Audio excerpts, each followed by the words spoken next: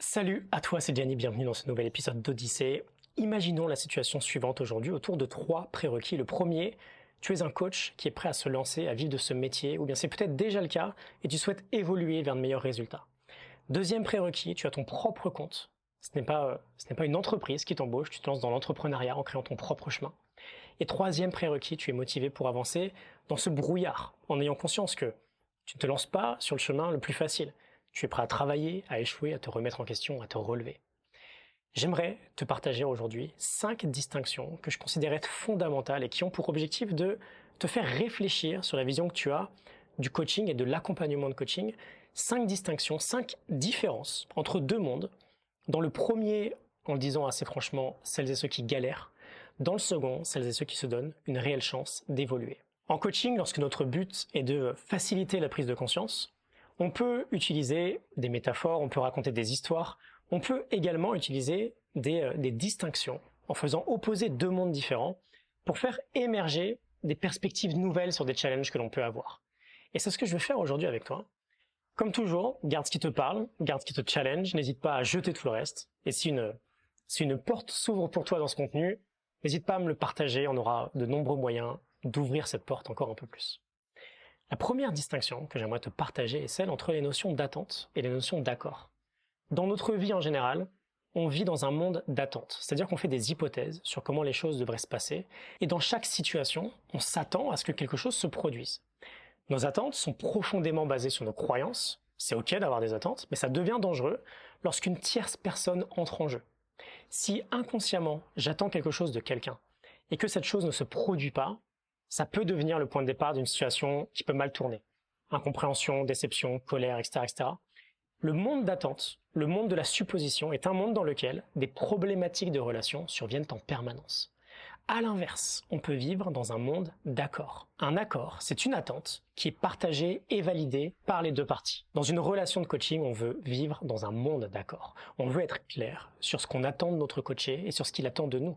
On veut que les attentes respectives que l'on a soient partagées et validées.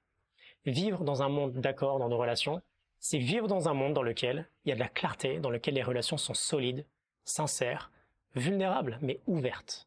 Et en parlant d'accord, que l'on peut partager avec notre coaché, en voici un qui nous mène directement à la seconde distinction ici, servir versus plaire. Je vais par exemple partager à chaque début de session avec n'importe quel coaché, est-ce qu'on est d'accord tous les deux que durant cette session, je suis là pour te servir, pas pour te plaire. Qu'est-ce que ça signifie? Si je veux plaire à mon coaché, premier monde, je suis concentré sur moi en fait. Qu'est-ce que je dis? Qu'est-ce que je ne dis pas? Je suis également peut-être un peu plus peureux dans ma session. Je pourrais être sur la retenue. Je pourrais acheter une histoire vraiment bullshit de sa part, de peur de le provoquer en me disant que parce que je vais lui partager pourrait peut-être ne pas lui plaire, qu'il pourrait avoir une opinion négative de moi si je le bouscule un peu trop. Si à l'inverse, je veux servir mon coaché, je suis concentré sur lui. Je suis connecté à mon radar à bullshit. Je suis plus intrépide aussi. Ça ne veut pas dire que l'intensité se doit d'être bien plus forte ou qu'on prend pas de gants ou qu'on est plus bienveillant. Ça veut simplement dire que de base, je ne laisserai jamais ma peur se mettre en travers d'un comportement qui pourrait être pleinement à son service. Et du coup, je peux coacher plus libéré, moins dans ma tête, à me demander est-ce que ça lui plaît, qu'est-ce qu'il pense de moi, etc., etc. Une troisième distinction, un monde délicat, premier monde dans lequel on considère que le coaching est un business de consultation, à l'opposé d'un monde bien plus excitant dans lequel on considère que le coaching est un business de relation. Dans un business de consultation, qu'est-ce qui se passe? J'attends de remplir mon calendrier avec des sessions de coaching. J'ai besoin de beaucoup de clients pour travailler. Je suis très plafonné aussi en termes de tarifs. Le coaching a moins d'impact car il y a ce biais que lorsqu'on consulte quelqu'un, en général, on vient obtenir un service. On ne vient pas pour changer sa vie ou pour s'engager intensément et passer à l'action. À l'inverse, dans un business de relation, on connecte avec les gens. On crée des accompagnements sur de longue durée basés sur de forts enjeux. On n'est plus payé à l'heure. On est payé en fonction de l'investissement du coaché vis-à-vis de son objectif. On n'est plus plafonné financièrement du coup. On peut travailler avec moins de clients. Nos clients ne viennent pas nous voir pour une séance. Ils travaillent avec nous sur le long terme, sur de gros objectifs. Le coaching est profondément un business de relation. Dès lors qu'on l'aborde comme étant un business de consultation, on va dans le mur. C'est un chemin tout tracé vers une vie de coach très limitée, douloureuse, épuisante. Une quatrième distinction, on peut vivre dans un monde où c'est le coaché qui auditionne le coach. On peut vivre à l'inverse dans un monde bien plus puissant où c'est le coach qui auditionne son client. C'est toi qui auditionnes tes clients, c'est pas l'inverse. C'est toi qui filtres et choisis avec qui tu veux travailler. Tu crées tes propres clients en allant servir, en montrant ton coaching. Le coaching est une expérience. Demande-toi en face d'une personne que tu coaches, est-ce que cette personne t'inspire? Est-ce que tu as de l'énergie lorsque tu coaches cette personne? Est-ce que tu serais très enthousiaste à l'idée de se reconnecter avec lui dans le futur? Est-ce que c'est tellement kiffant que tu pourrais même travailler gratuitement avec lui? Notre coaching, notre façon de coacher, c'est notre temple, c'est notre endroit. C'est pas celui de tout le monde. On y fait entrer les gens que l'on veut vraiment voir. Nous avons les rênes de comment ça se passe et de si oui ou non on veut considérer une suite. Qu'est-ce qu'un bon client, par exemple, pour toi? C'est une question sympa à clarifier. Et enfin, une dernière distinction, sans doute la plus importante. On peut pratiquer son coaching en mode chit-chat, small talk, avec peu d'enjeux. On peut, à l'inverse, refuser de travailler à la surface, aller en profondeur et bosser sur de plus gros enjeux. Imagine une session de coaching où à la fin, ton coaché s'engage à agir sur le fait, par exemple, qu'il va lire un peu plus chaque jour ou qu'il va aller faire du sport. Par exemple, hein. Super l'impact. Est-ce que vraiment on est en train de créer un client lorsqu'avec une session avec un prospect, ce qu'il en sort, c'est peut-être 2-3 prises de conscience sympas, ok, mais le fait d'aller lire un peu plus. Il n'y a rien d'impactant. Jamais quelqu'un payera plus de coaching avec toi, ou en tout cas s'engagera avec toi sur la durée, pour de si faibles enjeux. Ça, c'est peut-être du coaching à 50 € de l'heure.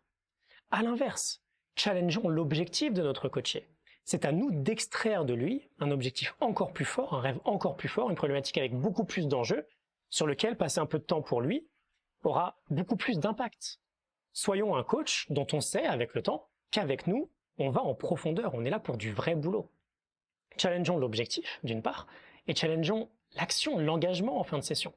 C'est notre rôle aussi de ne pas acheter la première version de ce que nous donne notre coaché, de le challenger à aller plus loin, à s'engager avec plus d'intensité. Si après une session avec toi, la personne s'engage sur quelque chose de très intense, passe à l'action, et crée un vrai résultat, elle va t'associer à ce résultat. Elle va pas juste t'associer à « ok, je vais lire un petit peu plus ». Lorsqu'on est capable, et ce sont des compétences qui se développent, de fixer un accord précis pour une session, avec un contexte plus intense, lorsqu'on est à l'aise avec le fait qu'on n'est pas là pour plaire mais pour servir, lorsqu'on voit le coaching comme étant un business de relations, qui demande d'être profondément curieux, de créer des relations profondes avec les gens, lorsqu'on sait que c'est nous qui auditionnons nos clients et non l'inverse, et lorsqu'on devient capable d'extraire des enjeux bien plus forts pour nos coachings, on se met sur un chemin où les possibilités sont beaucoup plus grandes. Sur ces 3 dernières années, tous les contrats que j'ai signés étaient basés sur de forts enjeux. C'est absolument nécessaire. 95% d'entre eux étaient situés entre 5 000 et 50 000 €, dépendamment de l'enjeu, de la contexte, de la durée. Je n'ai jamais eu plus de 10 clients en simultané et ça me permet de développer d'autres projets, comme celui-ci, ou de pouvoir profiter pleinement du quotidien.